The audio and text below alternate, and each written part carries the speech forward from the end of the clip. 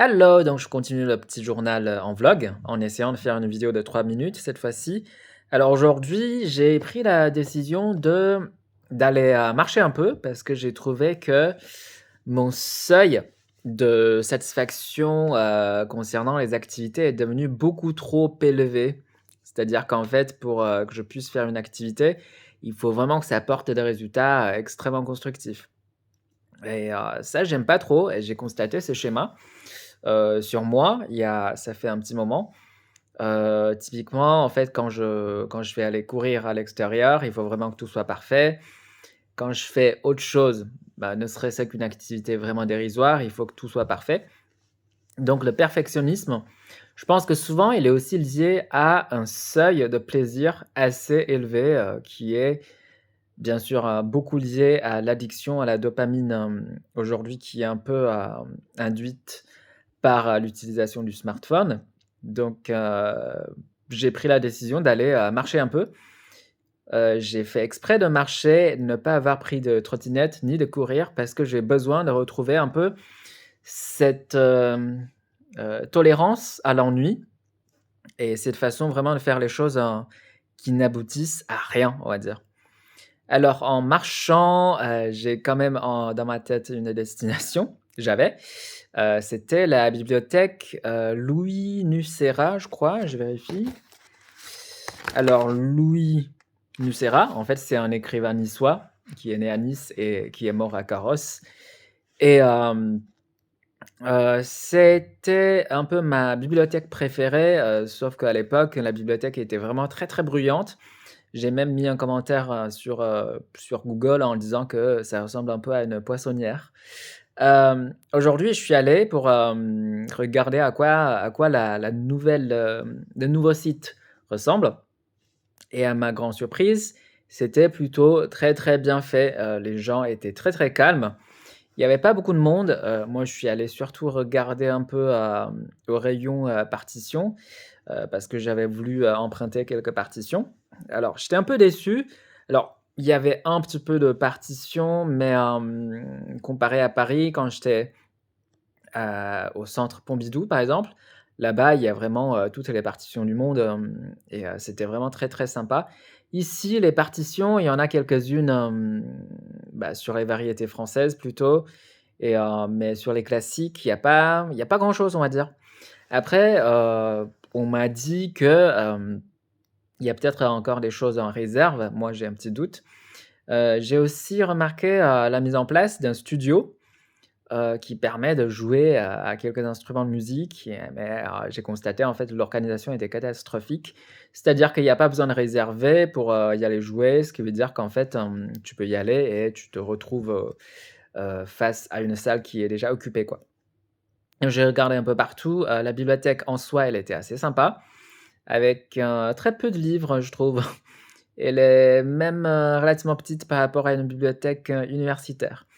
J'ai fait un petit tour et au début, j'ai voulu prendre quelques partitions, mais finalement, j'ai pas fait parce que, j'ai déjà beaucoup de trucs, à faire en ce moment. Je pense que je vais, réemprunter dans quelques jours. Mais finalement, j'ai fini par, emprunter un livre qui m'a un peu tapé dans l'œil, un livre qui s'appelle «Les atypiques du cerveau». Allez, «Les atypiques du cerveau», c'est un livre qui parle donc des, neuroatypiques, versus des neurotypiques.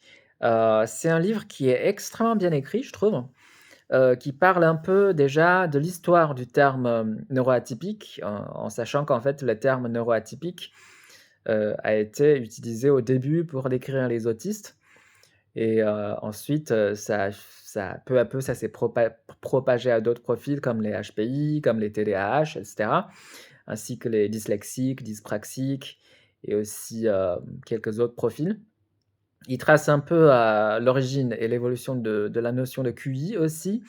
C'est un livre qui est très, très sympa, que j'ai bien aimé parce que, en fait, ça retrace un peu les clichés qui portent, par exemple sur les autistes, hein. Souvent, en fait, c'est décrit comme des gens, par exemple, qui ont une obsession, à l'égard des disciplines un peu comme les mathématiques et cetera, suite à l'influence des films comme Rayman, par exemple.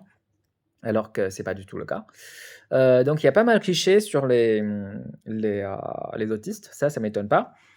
Ce qui m'intéresse plus, c'est quand même les TDAH et HPI et en vrai, le truc d'HPI, ça m'intéresse de moins en moins, parce qu'en fait, il y a c'est pas tellement un handicap. Par contre, je trouve que ce qui est vraiment handicapant, c'est le truc de TDAH et il faut savoir, en fait, les neuroatypiques occupent à peu près 20 de la population, en fait, ce qui veut dire que il y a quand même beaucoup de gens, une personne sur 5 sont, neuroatypiques. Donc il est très, très important de bien se connaître et moi je me retrouve, énormément, déjà dans les HPI et les TDAH. Est-ce que c'est une bonne nouvelle? Je ne sais pas. Alors, j'ai remarqué plusieurs caractéristiques qui voilà, qui me ressemblent tellement.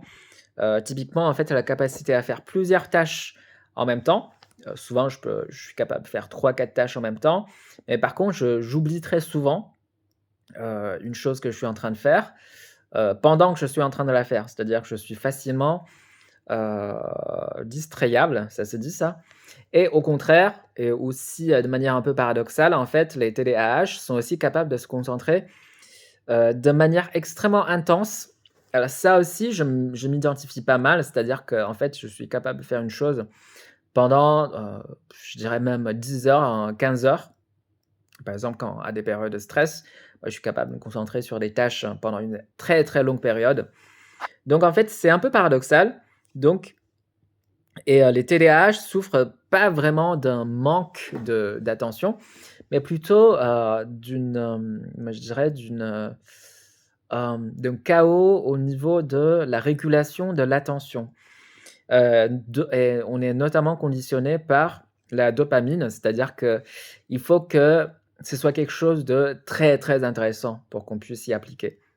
Alors, face à ça, il y a plusieurs stratégies, parce que dans la vie, il y a pas que des choses, très, très intéressantes et ouais, j'ai lu quelques témoignages aussi, qui sont très, très intéressants. Il y a aussi des cas cliniques qui parlent, de comment les gens ont amélioré leur vie en mieux se comprenant. En tout, c'est un livre qui est un peu, grand public, mais une très, très bonne initiation à, tout ce qui est de la neurodiversité et surtout à l'importance de se comprendre. Alors, est-ce que ces soi-disant profils atypiques constituent une force?